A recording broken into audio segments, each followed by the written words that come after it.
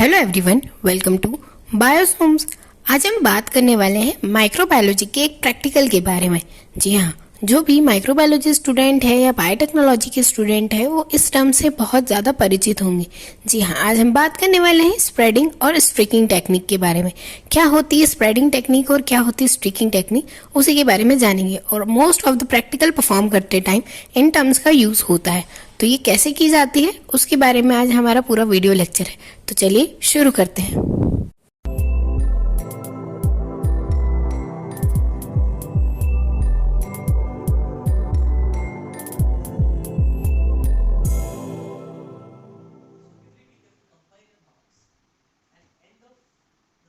Actual में नाम से ही आपको क्लियर होगा कि स्ट्रिकिंग क्या होता है और स्प्रेडिंग क्या। स्ट्रिक करना मतलब किसी भी चीज को जिगजैग मोशन में मूवमेंट कराना, यानी स्ट्रिकिंग कर रहे हैं। किसी भी चीज को फैलाना हम उसे स्प्रेडिंग कहते हैं। एक्चुअल में ये टर्म कैसे यूज होती है, कहाँ यूज होती है, उसके बारे में ही हम आज बात करेंगे। तो माइक्रोबायोलॉजी और बायोटेक्नोलॉजी के जो स्टूडेंट हैं वो मोस्ट ऑफ द चीज का यूज करते हैं। एक्चुअल में जो इनोकुलम होता है, इनोकुलम मतलब हमारा कोई बैक्टीरियल सस्पेंशन या फिर कोई भी एक सैंपल, जैसे वाटर सैंपल भी हो सकता है और सॉइल सैंपल भी हो सकता है, मतलब ऐसा कोई सैंपल जिससे हम माइक्रो ऑर्गेनिज्म को ग्रो कराना चाहते हैं या जिससे हम माइक्रो ऑर्गेनिज्म आइसोलेट करना चाहते हैं, तो उसे हम इनोकुलम कहते हैं। अब इसके लिए कुछ चीज़ों की आवश्यकता होती है, जैसे पेट्री प्लेट।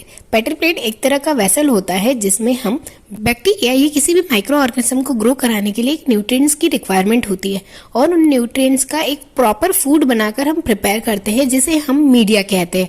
अब जो ये मीडिया होते हैं वो दो टाइप के होते हैं, एक सॉलिड मीडिया होता है और एक लिक्विड मीडिया। मतलब आप ऐसे समझ सकते हैं जैसे हमारा खाना है तो रोटी सॉलिड हो गया और यदि आप छाछ या दूध ले रहे हैं तो वो लिक्विड हो गया। इस तरह से ही बैक्टीरिया या माइक्रो ऑर्गेनिज्म के लिए भी अलग अलग फूड होते हैं जिसे हम मीडिया कहते हैं। और ये मीडिया दो टाइप के होते हैं, एक होता है सॉलिड जिसे हम अगार कहते हैं और वहीं लिक्विड मीडिया ब्रॉथ कहलाता है। पेट्री प्लेट में हमेशा अगार यानी कि सॉलिड मीडिया का यूज किया जाता है।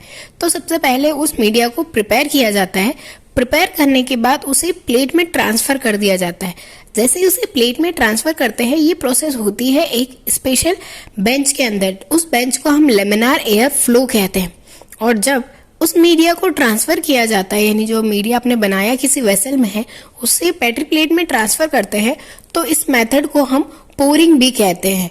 यानी कि एक जगह से दूसरी जगह जब ट्रांसफर करते हैं तो हम उसे पोरिंग कहते हैं। जब यदि हम अगार मीडिया का यूज कर रहे हैं तो उसे कुछ देर के लिए रखना होता है, क्योंकि वो बहुत ज्यादा हीटिंग टेम्परेचर से आता है, जिसकी वजह से वो मेल्ट फॉर्म में रहता है। उस टाइम रखने के बाद वो सॉलिडिफाई हो जाता है। जैसे ही सॉलिडिफाई होता है, हमारा जो भी हमने इनोकुलम सिलेक्ट किया है, जिसके लिए हमने सैंपल सिलेक्ट किया है, सॉइल है या कोई माइक्रोबियल कल्चर है या कोई भी वाटर सैंपल या सो ऑन, जितने भी सैंपल्स है जिसके थ्रू हम माइक्रो ऑर्गेनिज्म ग्रो कराना चाहते हैं वो लेते हैं।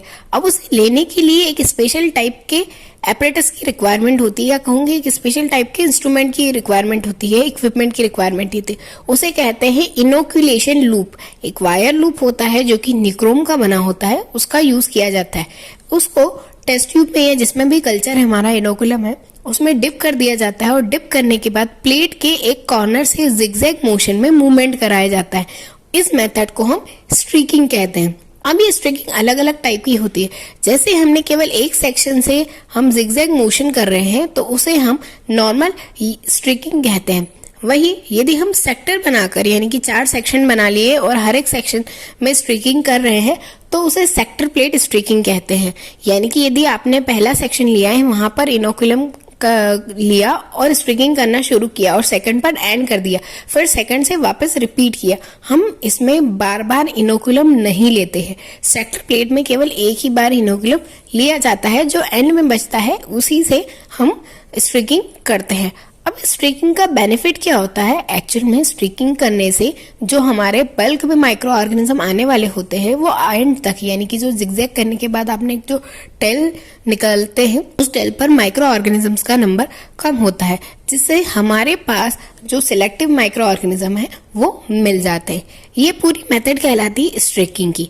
अब हम बात करते हैं कि स्प्रेडिंग क्या होता है।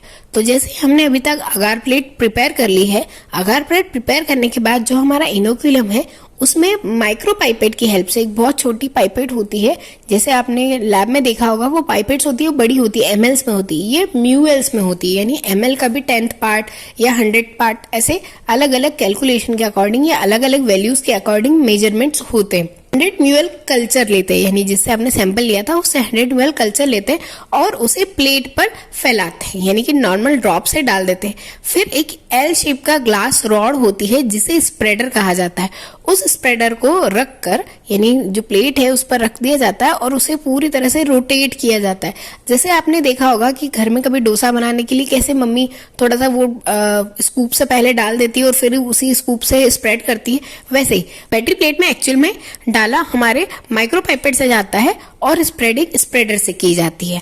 तो ये मेथड स्प्रेडिंग कहलाती है। अब स्प्रेडिंग में बल्क ऑफ माइक्रो ऑर्गेनिज्म आते हैं, यानी क्योंकि पूरी तरह से आपने ओवरऑल उसे स्प्रेड कर दिया है तो सारे माइक्रो ऑर्गेनिज्म आइसोलेट नहीं आते, बल्क में आते हैं, यानी उनकी कॉलोनी ज्यादा आती है। इसका यूज इसलिए किया जाता है ताकि हमें कल्चर में पता चल सके कि कितने माइक्रो ऑर्गेनिज्म प्रेजेंट।